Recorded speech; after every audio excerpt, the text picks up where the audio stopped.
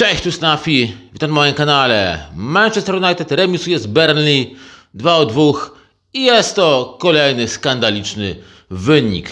Mamy też środę cudów i o tym wszystkim sobie chwilę porozmawiajmy. No to co, 3-2-1? Zaczynamy!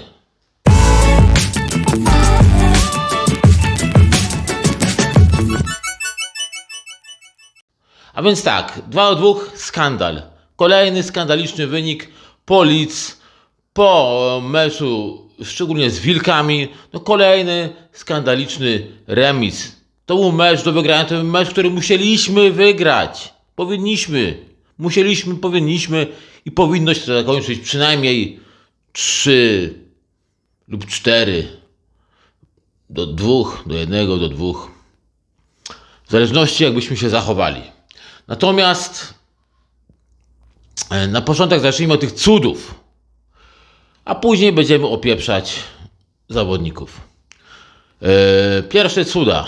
Odkąd odszedł Ruben Amorim, zaczęły się dziać cuda. Po pierwsze, wrócił Bruno do gry, wrócił Mount do gry. Ich się mogliśmy mniej więcej spodziewać, że mogą wrócić. Natomiast nagle wraca Harry. Wraca też Kobbie Mainoo. Mamy 4 zawodników, którzy wracają do kadry meczowej. Ja nie chcę nic sugerować, czy ktoś tam przeciągał to kontuzję, ktoś tam coś symulował może, nie wiem, ale tak to dziwnie się złożyło, że nagle 4 zawodników ozdrowiało. Mamy jeszcze kolejny cud. No, kolejny cud, mimo wszystko. Benjamin Sesko się odblokował i strzelił, no nie uwierzycie, albo uwierzycie, bo oglądaliście. 2 bramki, strzelił 2 bramki. Tyle, co strzelił dotychczas, to podwoił. Czyli ma już 4 bramki na koncie. No chłop się odblokował. No chłop się wyraźnie odblokował. I miał chrapkę na hat-tricka. I był groźny i oddawał strzały. I oddał tych strzałów naprawdę dużo. Widać było, że się rozochodził. Z każdą sytuacją kolejną był coraz groźniejszy. No natomiast, no wiadomo, troszkę też tam zabrakło w pewnych momentach szczęścia. Natomiast zawiedli inni zawodnicy. Pierwsza bramka. Ta pierwsza bramka to naprawdę. No mówię, to są fundamentalne podstawy, jak się zachowywać w środku pola. My tego środka pola nie mamy. My naprawdę potrzebujemy kogoś do środka kupić. To, co zrobili Casemiro z Ugarte i jeszcze tam w to był wmieszany Dalot, to naprawdę wołało pomstę do nieba. To, jak się zachowali przy tej pierwszej bramce wszyscy. Gdzie powinni być, w której strefie powinni być, jak powinni się poruszać, a czego nie zrobili. Na koniec jeszcze Heaven zaliczył swojaka, tam dołożył nogę, piłka się odbiła, wpadła do bramki.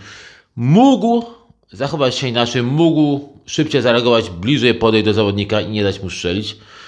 Stanął jak stanął, stało jak się stało. Natomiast to już się zaczęło dużo wcześniej. Te błędy zaczęły się dużo wcześniej. No i cóż,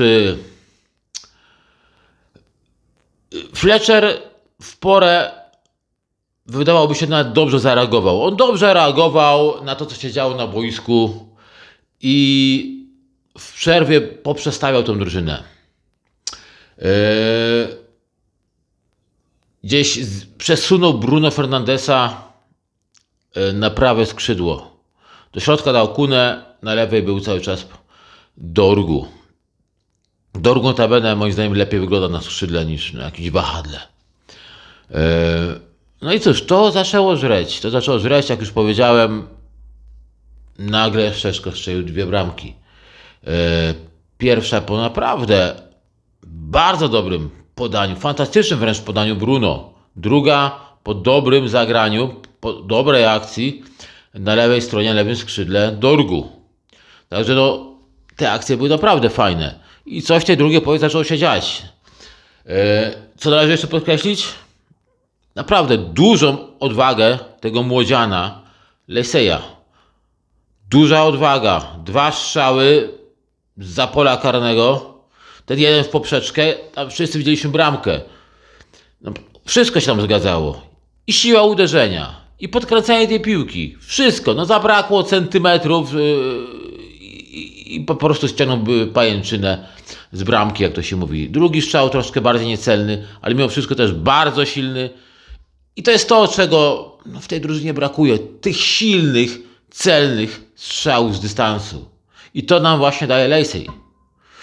I no tutaj trzeba się zastanowić, to jest ten głaz do ogródka Amorima. No, już go nie mamy, co prawda, no ale to jest ten głaz, że on twierdził, że zawodnicy nie są gotowi, ci młodzi.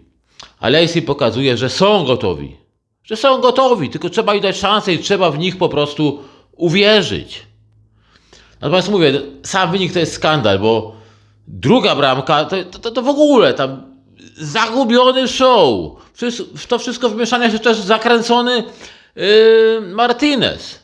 No i fakt faktem, ładny strzał na bramkę, ale no my dajemy gościowi, no łatwo się ułożyć do tego strzału. No tam Lemans nie miał nic do gadania. Lamens. Przepraszam. Już jestem trochę zmęczony. On nie miał nic do gadania. I wiecie, no takich dwóch obrońców było, wydawać by się mogło, doświadczonych, dopuszczałem do takiego strzału. Dopuszczałem do tego strzału, żeby on sobie zszedł na tą lewą nogę i uderzył. Naprawdę, to ja już myślałem, że jak strzeliśmy na te 2-1, to gdzieś ten worek z bramkami się rozwiązał, gdzieś ta wiara wróci, no i tylko czekać trzecie bramki. A tu gówno, doczekaliśmy się, ale drugie bramki dla Burnley. No, mówię, no Fleischer próbował. W zasadzie, no, robił co mógł, ale on nie ma wpływu na to, jak grają zawodnicy. Jak grają te łamagi na boisku. No nie, no my takich zawodników mamy, jakich mamy, no, wiecie, no. I ten taki obrazek, wiecie, tego naszego zarządu, siedzącego na trybunach, wpatrzeni w to boisko. No to sobie tak patrzycie, no. Macie co macie, takich zawodników kupiliście, taką drużynę stworzyliście. I jest co jest. Także no cóż tu więcej można powiedzieć, no. Cóż tu więcej można powiedzieć? Ja mówię, ja tu, co ja mogę tutaj żądać od Fletchera więcej, no. To zawodnicy powinni sami bez trenera to wygrać. Z Burnley, przed ostatnią drużyną w tabeli, oni sami bez trenera powinni to wygrać. Mówię, Fletcher starał się reagować, starał się wpuszczać. I wszedł Mainu, i wszedł Zirkse, tak? I Lacey wszedł. Weszli zawodnicy do ataku, którzy mogli zmienić oblicze tego meczu. Próbował coś. Przede wszystkim próbował, w odróżnieniu do Amorima, próbował zareagować na sytuację daną. I no, nie wyszło, ale to mówię, to z winy zawodników. To z winy, jak my łatwo tracimy bramki. No ludzie złoci, ludzie, jeszcze raz ludzie. No jak tak można? Burnley oddało jeden celny strzał na bramkę i wygrali, mówię, i zremisowali 2-2 z jednym celnym strzałem na bramkę. No jak to się ma teraz do naszej drużyny? Wiecie, to wyglądało to, jak grał równy z równym, tak? Momentami na boisku tak to wyglądało. No by staraliśmy się coś tam przycisnąć, staraliśmy się konstruować akcję, dawać te strzały, no ale mówię, no pierwszą połowę całkowicie zawaliliśmy. Druga była trochę lepsza. Natomiast lepsza nie znaczy dobra, bo jednak zremisowaliśmy, a nie wygraliśmy. No niestety. Niestety, ale tu należy chyba oczekiwać tego jakiegoś trenera, tak, który przyjdzie i wszystko na to wskazuje, że no będzie nim Ole Gunnar Solskjaer. Po raz kolejny. Bogatszy o poprzedni pobyt, bogatsze nowe doświadczenia, bogatsze nowe spojrzenie,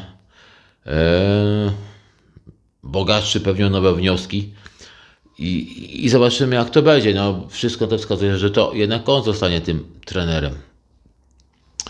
A Fleischer, no cóż, no, mówi się, że wróci do trenowania juniorów, tak? Natomiast mówię, no co on mógł zrobić? On nawet nie był w stanie przeprowadzić jakiegoś treningu, tak, sensownego. No bo co, Amorima zwolnili w poniedziałek, no to jaki on miał czas? Co on mógł zrobić? Podstawowe sprawy i tyle, ale to są na tyle doświadczeni zawodnicy. Casemiro, 4-krotny zdobywca Ligi Mistrzów z Realem Madryt. I on popełnia takie błędy. On nie wie, gdzie trzeba się ustawić. Ugarte następny. Ugarte to jest reprezentant kraju, tak? Reprezentant Urugwaju. No i też nie wie, o co chodzi, o co kaman, kurde, w tej grze? No nie. No tak nie może być. No tak nie może być, żeby zawodnicy takie głupie błędy popełniali. No naprawdę, no, ta drużyna jest przeciętna. Ta drużyna jest przeciętna. Wszyscy inni grają pod nas. Wszystkie inne drużyny grają pod nas. A my nie potrafimy tego wykorzystać. Nie potrafimy wskoczyć do top 4, bo zamiast wygrywać mecze, które musimy wygrywać, powinniśmy wygrywać, my je remisujemy albo przegrywamy. Dlatego nie ma co się więcej tym meczem rozwodzić tak naprawdę, bo nie ma co się tu więcej denerwować. Mówię, zawodnicy sami są sobie winni, że tego meczu nie wygrali, bo popełnili karygodne błędy po prostu przy obu bramkach. Tak naprawdę, przy obu bramkach popełnili naprawdę karygodne błędy. No i mówię, jest to tylko i wyłącznie ich wina. Ja nie mam nic do Fleischera tak naprawdę. Niektórzy się zastanawiają, pewnie dlaczego ściągnął Bruno, po co ściągnął Bruno, bo od tego się zaczęło, że troszkę zaczęło gorzej iść, jak ściągnął Bruno. Z drugiej strony pamiętajmy, Bruno miał kontuzję mięśniową, zagrał 60 minut, pewnie nie chciał go nadwyrężać, przeciążać, bo to może jeszcze nie jest w pełni w 100% do gry, może chciał grać na własne życzenie, wiecie, i gdzieś może dopiero jest zdolny w 90%, my tego nie wiemy. Wiemy tylko jak Bruno jest ambitnym zawodnikiem i pewnie chciał zrobić wszystko, co w jego mocy, żeby grać tak w tym meczu. No i zagrał 60 minut, zagrał dobrze. Mówię, świetna asysta do Szeszko przy pierwszej bramce. Mógł też sam strzelić bramkę, także całkiem niezły mecz Bruno. Natomiast mówię, pomoc, i dzisiaj nasi obrońcy, to nie wyglądało najlepiej, krótko mówiąc. No i cóż, to było tyle. Czekamy na mecz niedzielny z Brighton w FA Cup. Piszcie w komentarzach, co wy tym sądzicie. Jak wy ten mecz odbieracie. Co wy sądzicie o tym debiucie Fleischera? Co wy sądzicie o wejściu na boisko Lacey'a? Czy dał jakiegoś pozytywnego vibe'a, czy nie? Moim zdaniem tak. Także subskrybujcie, lajkujcie, trzymajcie się, na razie, hej!